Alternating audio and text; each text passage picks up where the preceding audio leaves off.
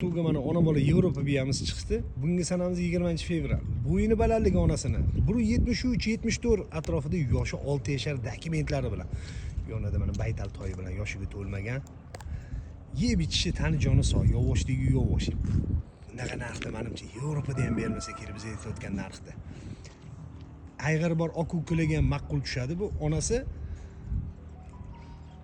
tayyor kuykib turgan biyamiz.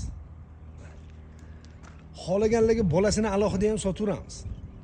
Yeb ichishi tani joni sog' ovqatga kirib olgan.